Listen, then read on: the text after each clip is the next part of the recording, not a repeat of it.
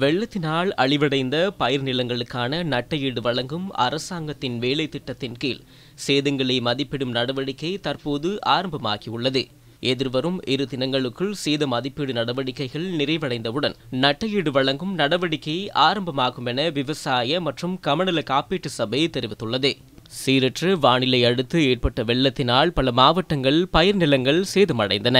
நெல் மற்றும் சோளம் பயிரிடப்பட்டிருந்த 3,95,000 ஏக்கர் காணிகள் நீரில் மூழ்கின. சில பயிர் நிலங்கள் தொடர்ந்தும் நீரில் மூழ்கி காணப்படுவதாக விவசாய மற்றும் கமநல காப்பீட்டு சபை தெரிவிக்கிறது. நீர் வடிந்தோடிய பின்னர் சேதத்திற்குள்ளான காணிகளின் அளவு குறித்து சரியான கணக்கிட முடியும். விவசாய அமைச்சு, கமநல சேவை திணைக்களம், விவசாய மற்றும் கமநல காப்பீட்டு சபை உரிய பகுதிகளுக்கு சென்று பயிர் சேதம் தொடர்பான கண்காணிப்புகளை ஆரம்பித்துள்ளன. விவசாயிகளுக்கு பயிர் சேதம் தொடர்பில் அறிவிப்பதற்கு 14 நாட்கள் வழங்கப்பட்டுள்ளதாக விவசாய அதிகாரிகள் தெரிவித்துள்ளனர். பொலனறுவை மாவட்டத்தின் மகாவெளி, சிபி மற்றும் புலஸ்திகம கமநல பகுதிகளில் பயிர் சேதத்தை மதிப்பிடும் நடவடிக்கை நிறைவடைந்துள்ளது. இதேவேளை பயிர் சேதத்திற்கு பிரதான காரணமாக விலங்குகளின் செயற்பாடு காணப்படுவதாக அடையாளம் காணப்பட்டுள்ளது. பயிர் சேதம் காரணமாக அறுவடை குறைவடைந்தமையினால் பல துறைகளில் பாரிய பிரச்சினைகள் ஏற்பட்டுள்ளன. விலங்குகளின் பெருக்கத்தை குறைப்பது இதற்கான பிரதான தீர்வாக அடையாளம் காணப்படுகின்றது. அது தொடர்பில் இதுவரை நடைமுறைப்படுத்தப்பட்டுள்ள வேலை திட்டங்களில் நடைமுறை சாத்தியம் இல்லை என விவசாயிகள் சுட்டிக்காட்டினர்.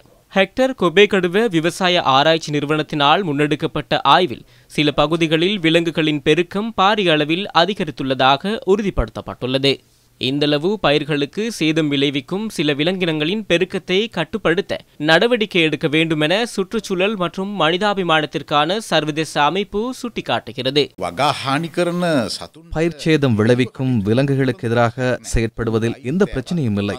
பன்றி, முள்ளம்பன்றி, குரங்கு, மந்தி, மர அணில் போன்ற விலங்குகளை கட்டாயம் நாம் வெளியேற்ற வேண்டி வரும். மனித உரிமைகள் விலங்குகளுக்கு மாத்திரம் உரிமையாக்கப்பட்ட முறைமையே சில சுற்றுச்சூழலியலாளர்கள் என்று கூறிக்கொள்பவர்கள் காண முடிகிறது. ஆனால் மக்களுக்கு எந்த ஒரு விவசாய நடவடிக்கையும் மேற்கொள்ள முடியாது, அறுவடையை பெற்றுக் கொள்ள முடியாது. பல சந்தர்ப்பங்களில் சித்திரவதை செய்து கொண்டிருக்கும் இந்த விலங்குகள் நிச்சயமாக வெளியேற்றப்பட வேண்டும்.